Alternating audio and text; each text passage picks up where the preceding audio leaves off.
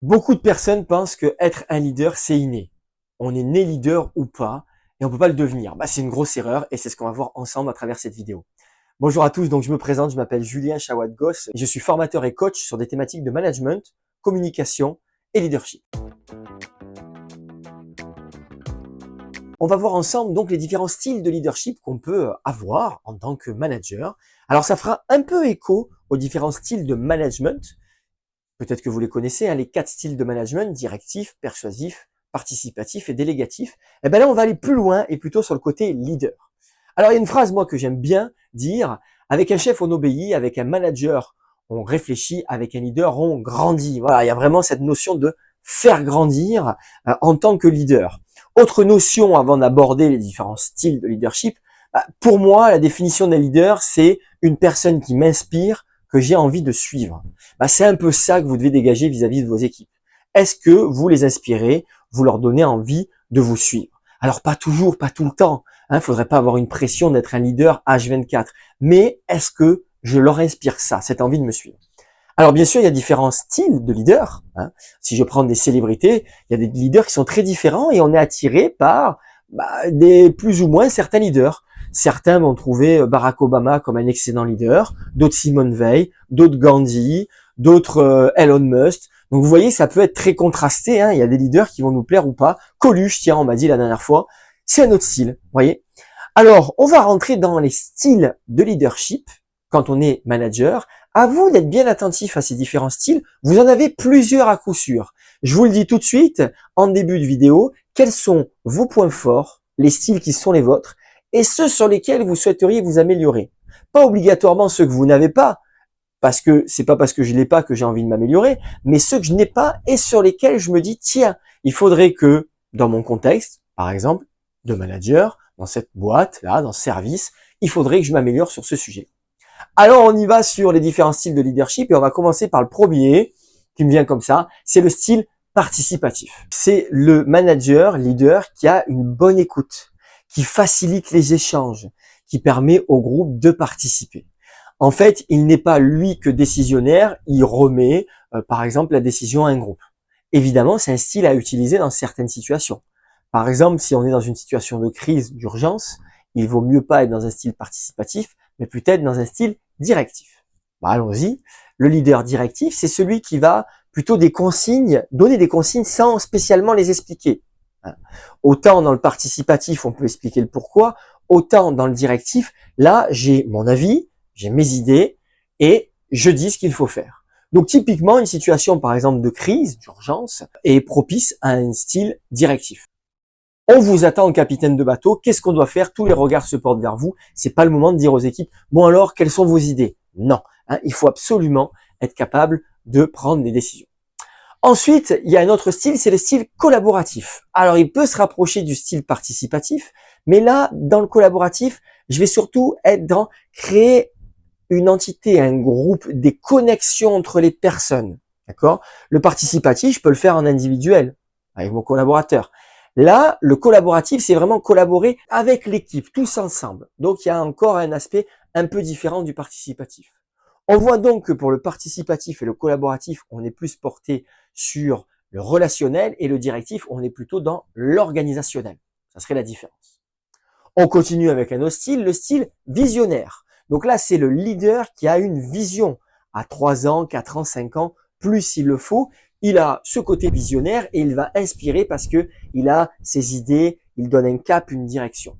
Ça, c'est un style qui peut très bien marcher avec certaines personnes et pas avec d'autres.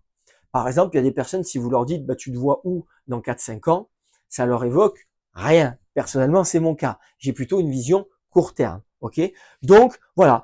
Un leader qui va être visionnaire sur du moyen long terme, moi, personnellement, ne va pas m'inspirer. Mais peut-être que certains collaborateurs et collaboratrices, oui, bien évidemment. Alors, le côté visionnaire, je vois des fois certains managers qui me disent, moi, je le suis, mais je suis frustré parce que je ne peux pas l'être dans mon métier. Pourquoi? Peut-être parce qu'il y a une direction qui donne des consignes et il n'y a pas de possibilité d'avoir une vision. Peut-être parce que on avance au doigt mouillé, au bout du nez, voilà, on ne sait pas trop où on va. C'est dur d'avoir une vision si on n'a pas un cap à moyen long terme. Donc c'est vrai que ça peut frustrer aussi certains managers qui n'arrivent pas à pouvoir utiliser ce potentiel qu'ils ont en eux. Autre style, le style coach. Alors, c'est quoi le style coach? Là, le leader coach, ça va être celui qui va faire émerger par la personne qu'il a en face de lui, son collaborateur, sa collaboratrice, la solution. C'est-à-dire que c'est pas moi, en tant que leader, qui vais donner une solution, comme dans du directif, mais là, je vais écouter, questionner, grosse écoute active, prendre le temps, ça demande du temps, le côté coach, et je vais faire émerger la solution par mon collaborateur. Alors, je vais vous donner un exemple très simple, vous allez voir que c'est pas naturel. Imaginons que mon collaborateur, je veuille lui déléguer une tâche, et ils me disent, oh là là, moi, tu me demandes d'animer les réunions trimestrielles, ça me panique. Ok, ça le panique. Qu'est-ce qu'il faut faire quand on est en posture de coach? Ce qu'il faut faire, c'est questionner sans induire de solution. Elle est là la clé. En fait, on a très souvent envie, quand quelqu'un est en difficulté, de lui donner notre solution, celle qui serait la mieux pour nous. Et là, on fait une grosse erreur. Parce que quand il dit « ça me panique », peut-être qu'on se dit tout de suite « ah bah oui, ce qui le panique, c'est de parler devant une assemblée ». Mais c'est peut-être pas ça le problème.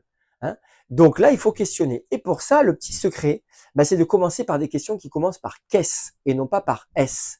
Parce que quand on commence par « qu'est-ce », on induit moins. Donc en quelque sorte, induire, c'est pas donner de solution. Alors que quand on commence par « est-ce », on induit plus. Je prends un exemple. Est-ce que tu veux que je t'aide à faire ci, à faire ça? Et non, là, je donne une solution. Qu'est-ce? Donc il me dit « ça me panique ». Qu'est-ce qui te panique? Basiquement. Eh ben écoute, ce qui me panique, c'est que je me sens pas assez compétent sur le sujet. On continue. Surtout, on ne donne pas de solution. Est-ce que tu veux que je t'accompagne pour... Non, surtout pas. Qu'est-ce? Qu'est-ce qui fait que tu pourrais te sentir plus compétent sur ce sujet? Donc là, voilà, c'est l'autre, le coaché en quelque sorte, qui va amener par lui-même la solution. Alors bien sûr, c'est un exercice qui marche pas toujours. Il faut que la personne en face soit partie prenante, bien sûr. Et puis, si vous n'êtes pas du tout dans cette habitude, il risque d'y avoir des personnes qui disent, mais attends, pourquoi il me donne pas la solution? Il y a un loup là, il veut me piéger. Donc, il faut vraiment que ça soit une relation de confiance quand on est dans un style leader-coach pour amener l'autre à proposer lui-même la solution. Alors, c'est quoi l'avantage? L'avantage, c'est que, quand le collaborateur propose sa solution, il s'engage.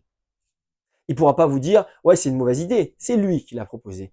Et deuxièmement, et c'est surtout ça l'intérêt, il va normalement vous proposer la solution qui est la mieux pour lui, parce que lui, il se connaît mieux que vous ne le connaissez.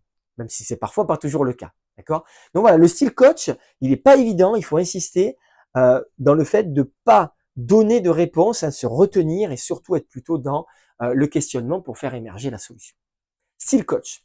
Ensuite, on continue avec le style chef de file. Alors, c'est quoi le style chef de file? Là, en quelque sorte, si je dois donner une image du leader, c'est le premier de cordée. Vous voyez, c'est celui qui est devant, qui tire la corde, qui amène tout le monde. Le chef de file, il est expert dans son domaine. C'est le meilleur des meilleurs. Et ça fera l'objet d'une autre vidéo. Être manager, c'est pas obligatoirement être expert. On n'est pas toujours besoin d'être expert pour être légitime. D'accord? Le chef d'orchestre, par exemple, c'est lui le manager, et pourtant il joue moins bien des instruments que ses musiciens. D'accord? Voilà. Là, pour le coup, en expert, c'est pas le cas. C'est-à-dire, je suis le meilleur, je montre un haut niveau d'excellence. Voilà. Sur ce sujet, peut-être, peut-être pas sur tous, mais en tout cas sur ce sujet. Je vous donne un exemple. J'avais la dernière fois une manageuse qui était dans un service juridique. Elle avait 2 collaboratrices qui étaient plus débutantes. Et quand elles ont une difficulté, elles vont la voir et elle a la connaissance en tant que responsable. Elle sait si c'est blanc ou noir, s'il faut voir tel article ou tel autre article de loi. Bref, elle sait. D'accord? Elle a vraiment ce niveau de connaissance. Donc, attention quand on est chef de file, parce que des fois, on peut mettre une forme de pression à ses équipes, parce qu'on peut impressionner en disant « Oh, waouh, il a un certain niveau que je n'ai pas. » Mais peut-être que j'attends pas des équipes qu'elle ait mon niveau. Si je prends cet exemple de cette manageuse dans un service juridique, elle me disait que ses 2 collaboratrices sont jeunes en âge et en expérience. Elle n'attend pas qu'elle ait leur niveau. D'accord? Donc voilà, méfiance par rapport à ça. Voilà pour ces 6 styles de leadership. Ils sont assez différents. Vous voyez que dans l'ensemble, il y en a qui sont dans la relation et d'autres qui sont plutôt dans l'organisation, dans ces différents styles. Vous pourriez très bien avoir un style fort en participatif et en directif. Vous pourriez penser qu'ils sont différents. Oui, c'est 2 styles différents, mais ça peut être moi, une même personne. D'accord? Bien sûr, ces styles, ils vont être adaptés aux personnes et aux situations. Il y a des personnes qui vont attendre de votre part que vous soyez directif, qui ont besoin que vous leur donniez des consignes. Peut-être parce qu'elles n'ont pas confiance en elles, peut-être parce qu'elles n'ont pas envie de faire l'effort intellectuel de réfléchir par elles-mêmes. Là, il faudra peut-être recadrer un peu, à voir. Et il y a des personnes qui ont besoin plutôt d'un style participatif parce qu'elles ont envie de donner des idées. D'accord. Attention, il y a des situations où je vais peut-être être dans du participatif. Je vais vous prendre un exemple. J'ai un manager la dernière fois qui me disait qu'il installe les stands de marché de Noël pour la ville de Nice, en l'occurrence.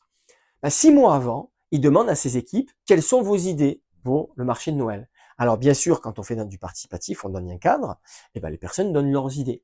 Donc là, ce style est adapté à la situation, ok, et aux personnes. Le jour où il faut installer les stands, situation différente, il bascule dans un style directif. Donc il dit à ses équipes, bon un tel tu fais ça, toi tu fais ci, etc. Donc les styles de leadership adaptés aux personnes et aux situations. Je vous rappelle la question que je vous ai posée au début. Quels sont vos points forts et pourquoi? Et les styles sur lesquels vous souhaiteriez vous améliorer. Vous dites, tiens, sur celui-ci, je fais défaut et pourtant ça serait nécessaire. Réfléchissez bien à ça, ça vous aidera tout simplement à mieux performer et à développer votre posture de leader. Allez, bonne réflexion.